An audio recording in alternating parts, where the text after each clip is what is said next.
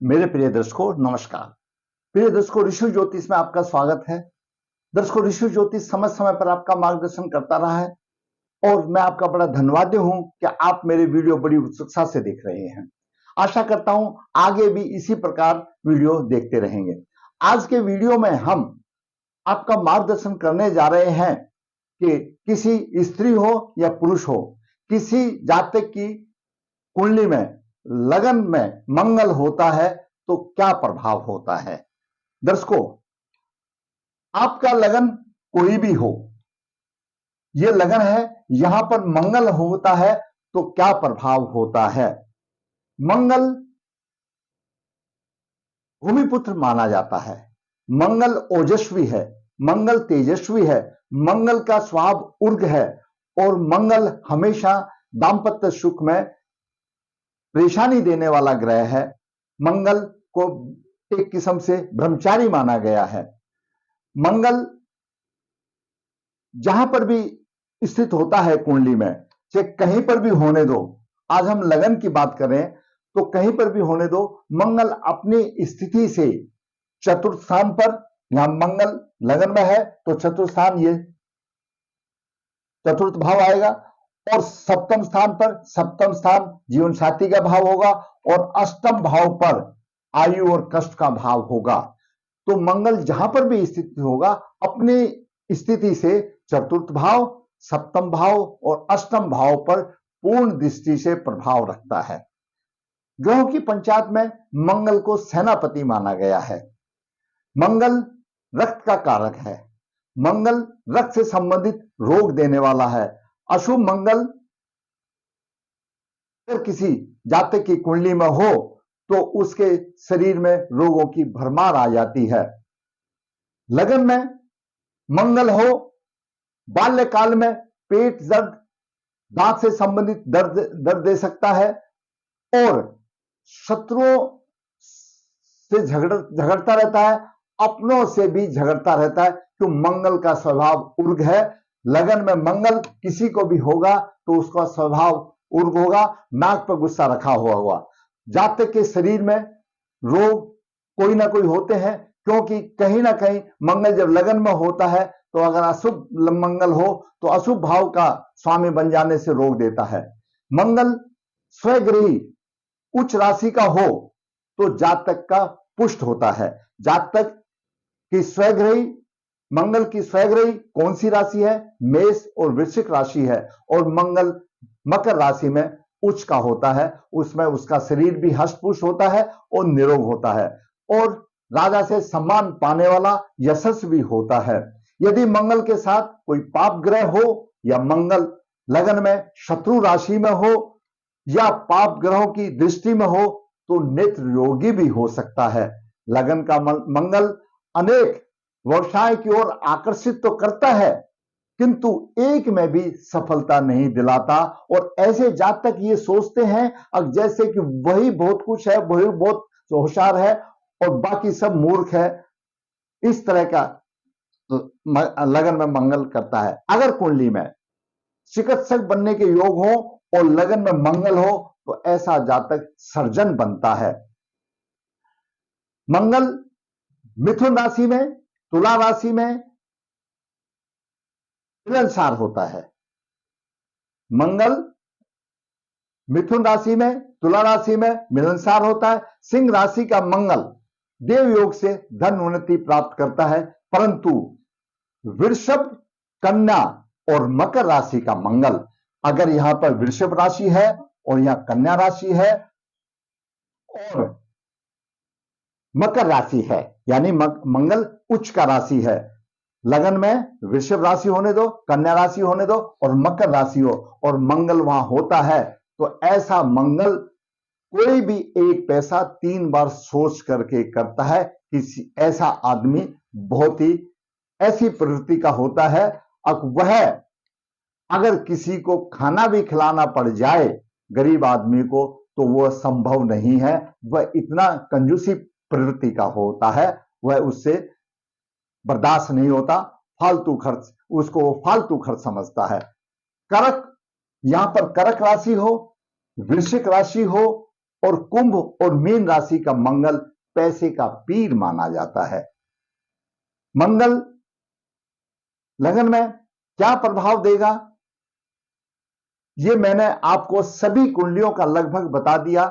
लगन में मंगल कोई भी होगा, अगर शुभ मंगल होगा फिर भी उसकी सप्तम दृष्टि सप्तम भाव पर होगी, व्यवहार सुख में अशुभ का कारक बनेगा। मंगल लगन में, चतुर्थ में, सप्तम में, दसम में, सप्तम में, अष्टम में और द्वादश भाव में, यानी मंगल लगन में हो, चतुर्थ भाव में, सप्तम भाव में हो और अष्टम भाव में और द्वादश भाव में अगर मंगल हो तो ऐसे जातक को मांगलिक बोला जाता है। लेकिन दर्शकों, यह मांगलिक शब्द कुंडली मिलान में काम देता है। अगर इन 5 भावों में मंगल है, ये पहले में, चतुर्थ में, सप्तम, अष्टम, द्वादश भाव में अगर आपके मंगल है और आप किसी जीवन साथी से कुंडली मिलाने जा रहे हैं, चाहे पुरुष हो या कन्या हो, इन पांचों उसकी कुंडली में इन 5 भाव में अगर सूर्य, शनि, राहु आदि होने से, कुछ विद्वानों का तो मत यह भी रहा केतु होने से वो परस्पर मंगल का दोष कट जाता है।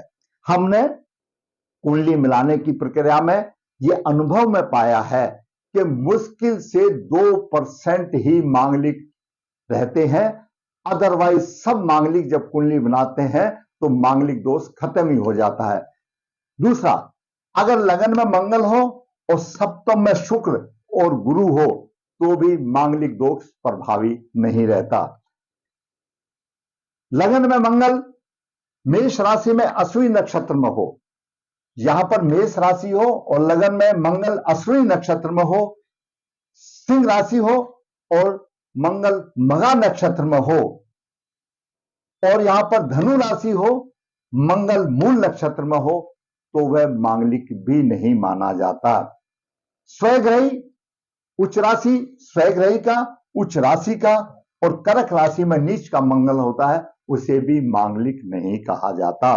तो आज दर्शकों, मैंने मंगल के बारे में इतिहास तो विस्तृत है, लेकिन मैंने मुख्य रूप से आपको बता दिया कि मंगल खून से संबंधित रोग का देने कारण है। अगर मंगल लगन में अशुभ हुआ तो शारीरिक कमजोरी देता है, रोगों से पीछा नहीं छोड़ता, रक्त संबंधित बीपी, ये सब मंगल की देन हो जाती है। अब दर्शकों, विचार करते हैं इसी से संबंधित एक कुंडली में। जातक का जन्म 24 अक्टूबर 1990 वार बुधवार शुक्ल पक्ष छठी मूल चरण 4 में हुआ। मूल चरण 4 अपने आप में गणमूल नक्षत्र है। जातक को शांति करानी चाहिए, चाहे जातक पुरुष जातक हो या स्त्री जातक हो। लगन में मंगल स्वयं के लिए शरीर में रक्त विकार, सुख संबंधित, चतुर्थ भाव संबंधित, वैवाहिक जीवन और अष्टम भाव में कष्ट और परेशानी देने वाला होता है। जातक का जन्म वृश्चिक लगन में हुआ। वृश्चिक लगन के 29 डिग्री 35 अंश है और लगन में मंगल 20 डिग्री लेकर के विराजमान है। तीर्थ भाव में गुरु उच्च राशि में है। तीर्थ भाव में गुरु उच्च राशि में है, 17 डिग्री लेकर विराजमान है। साथ में केतु 9 डिग्री लेकर विराजमान है। केतु इस तरह का ग्रह है दर्शकों, केतु देव अगर किसी ग्रह के साथ स्वराशि में हो, उच्च राशि में हो, तो उसकी शुभता को झंडा लगा देता और बढ़ा देता है। तो यहां पर केतु उच्च राशि का है और साथ में केतु है, 8 डिग्री का फर्क है, थोड़ा प्रभाव देगा। तो वह गुरु के फल को और चौगुना पहुंचना कर देता है, उसको केतु को ध्वंस भी कहा गया है। तो गुरु यहां पर उच्च राशि में है और अच्छा फल देने वाला होगा, उसका और बढ़ा देगा। छठे भाव में तुला राशि, तुला राशि में नीच राशि में सूर्य है और वहीं पर शुक्र 5 डिग्री लेकर के सूर्य से अस्त है। बुध 8 डिग्री लेकर के सूर्य से अस्त है। जातक की कुंडली में शुक्र और बुध दोनों छठे भाव में अस्त है और सूर्य छठे भाव में तुला राशि में है। अष्टम भाव में धनु राशि, धनु राशि में चंद्रमा 13 डिग्री लेकर विराजमान है। वहीं पर शनि 25 डिग्री 40 मिनट लेकर के विराजमान है। 12 डिग्री का अंश है हल्का चंद्र और शनि का विषयोग बन रहा है। चंद्र और शनि का विषयोग अपने आप में एक पितृदोष माना जाता है। नवम भाव भाग्य भाव है। भाग्य भाव में मकर राशि में राहु विराजमान है। यह ग्रहों की स्थिति रही। दर्शकों, जातक का जन्म वृषभ लगन में हुआ। वृषभ लगन के स्वामी शुक्र हैं।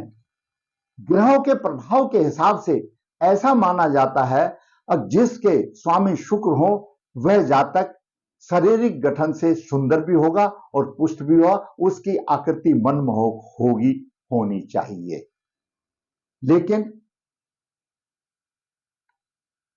लग्नेश छठे भाव में अस्त हो गया, लगन दोष भी हो गया और प्रबल पितृदोष भी हो गया। आगे विचार करते हैं चंद्रमा पर,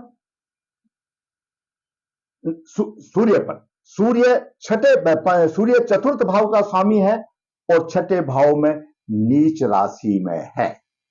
सूर्य छठे भाव का स्वामी है और नीच राशि में है।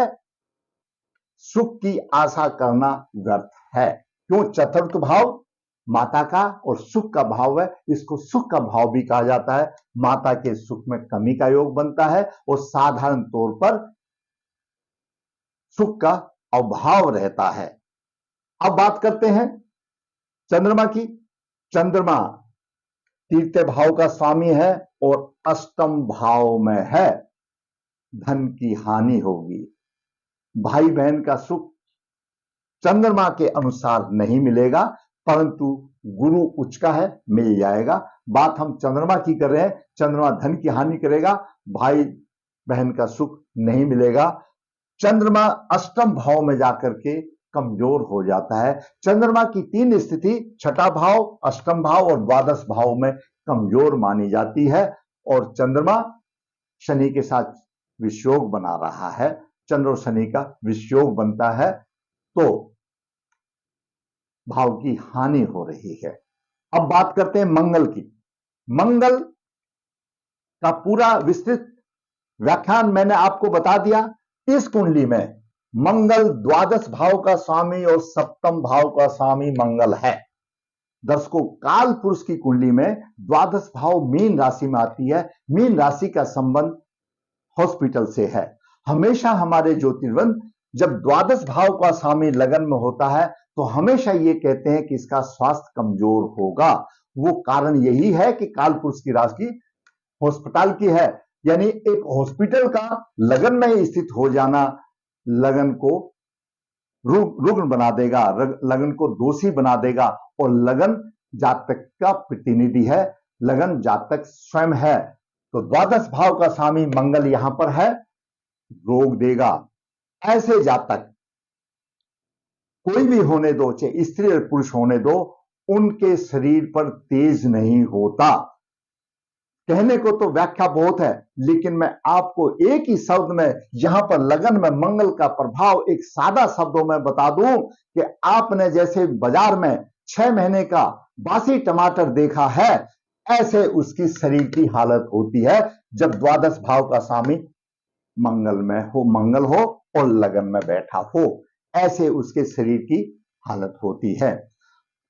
मंगल चतुर्दशी से जब चतुर्थ भाव को देख रहा है, क्योंकि मंगल द्वादश भाव का स्वामी है, सुख में कमी लाएगा, माता के सुख में कमी होगी। यहां पर मंगल मांगलिक माना जाएगा। यह मांगलिक है, यह जातक मांगलिक है। मंगल सप्तम दृष्टि से अपनी ही राशि को देख रहा है। मैंने आपको पहले भी व्याख्या बता दी कि मंगल अगर सप्तम भाव में अपनी ही राशि को देगा, फिर भी दाम्पत्य सुख में मधुरता की कमी का कारण देगा, क्योंकि मंगल क्रूर ग्रह है, लगन में बैठा है। उस जातक की नाक के ऊपर हमेशा गुस्सा रहेगा और वो दाम्पत्य सुख में कलह का कारण बनेगा। वो एक अलग बात है, उसको सहवास सुख थोड़ा सा अच्छा मिल सकता है, लेकिन मधुरता की बहुत भारी कमी रहेगी। मंगल अष्टम दृष्टि से अष्टम भाव को देख रहा है, कष्टों की सीमा नहीं। और मंगल 20 डिग्री लेकर के बैठा हुआ है, यहां शनि को पीड़ित कर रहा है। शनि भाग्य भाव का स्वामी है और दशम भाव का स्वामी है।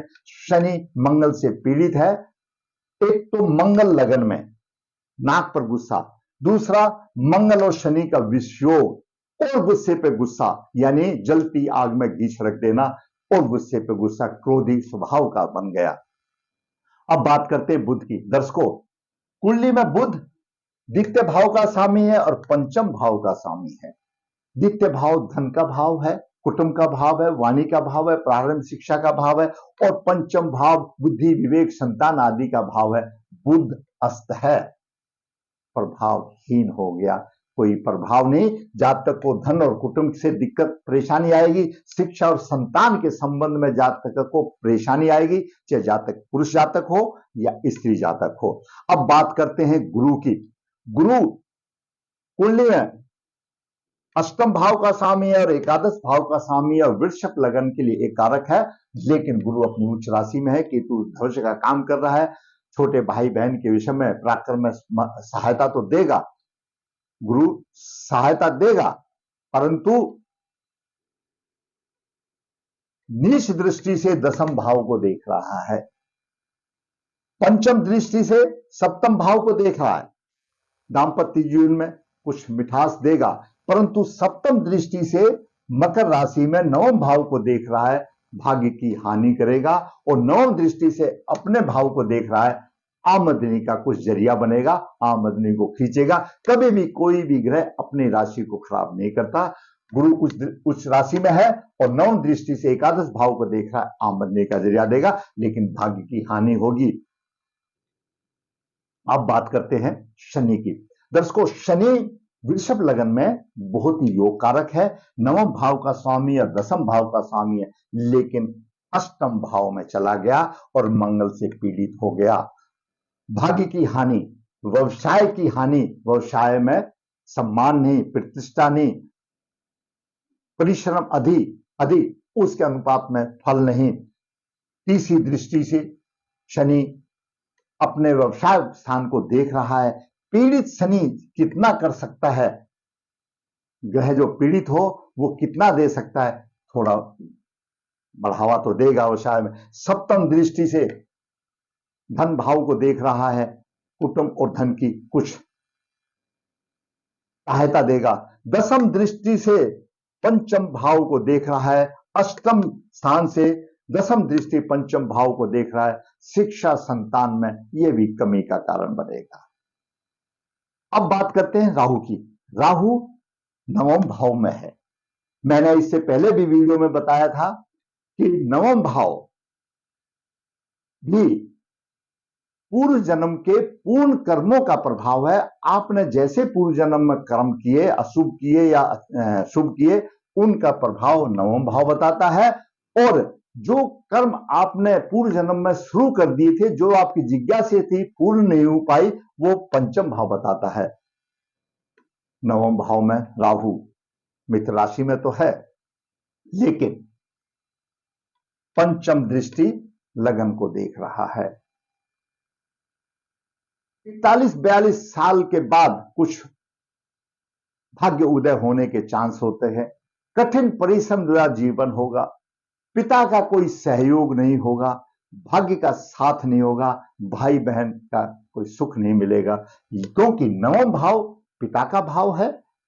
पिता का ग्रह शनि खड्डे में गया और दसम भाव पिता के सुख का भाव है, पिता के सुख का भाव भी गया, तो राहु पिता से वैमनस्य रखेगा, धर्म की हानि होगी, धार्मिक प्रवृत्ति नहीं होगी। राहु की पंचम दृष्टि लगन पर है और नवम दृष्टि पंचम भाव पर है। लगन पे उग्रता आएगी, मंगल पहले से बैठा है, राहु का भी प्रभाव होगा और उग्रता आएगी। और नवम दृष्टि पंचम भाव पर शिक्षा और संतान में कमी का कारण बनेगा। बात करते हैं केतु की। केतु मैंने बताया तीसरे भाव में है, सप्तम दृष्टि नवम भाव पर है, उतार चढ़ाव देगा भाव में। और नवम दृष्टि एकादश भाव पर है, आमदनी में उतार चढ़ाव देगा। केतु की कोई बात नहीं, क्योंकि केतु के साथ गुरु उच्च का है, तो गुरु का जैसा फल देगा केतु उसको और बढ़ावा देगा, उस फल को और बढ़ाएगा। तो मैंने आपको ये आज की कुंडली में मैंने मंगल क्या है उसका एक मुख्य रूप से मोटे तौर पर आपका मार्गदर्शन किया। मंगल जब लगन में होता है तो मांगलिक होता है। कब मांगलिक होता है वो भी मैंने राशियों के हिसाब से मैंने बताया। ऐसा नहीं कि सभी जगह मांगलिक हो। मंगल की दृष्टियां, मंगल का प्रभाव क्या है वो मैंने संबंधित कुंडली में भी बता दिया और आपको भी बताया। मांगलिक दोष लगन में, चतुर्थ में, सप्तम में, अष्टम में, द्वादश में हो तो मंगल बन जाता है, लेकिन सभी मंगल नहीं बनते। ये देखना होता है कि मंगल किस स्थिति में है। यहां पर यह मंगल मांगलिक दोष बना रहा है। सप्तम भाव में ना कोई बुध है ना गुरु है, तो इसका दोष, इसकी जो शादी के लिए जो कुंडली मिलान होगा उसी में ही उसका, जिससे कुंडली मिलान किया जाएगा उसी से ग्रहों की स्थिति के हिसाब से दोष कटा जाएगा, अदरवाइज नहीं। यह जातक अभी चंद्रमा की महादशा 8/12/2016 से 8/12/2026 तक भोग रहा है। चंद्रमा अष्टम भाव में अशुभ दशा का कारण। दर्शकों, परिधि से मंगल आउट है, राहु की डिग्री से मंगल की डिग्री अधिक है, आंशिक काल संयोग बनता है। यह आंशिक काल संयोग वासुकी काल संयोग है।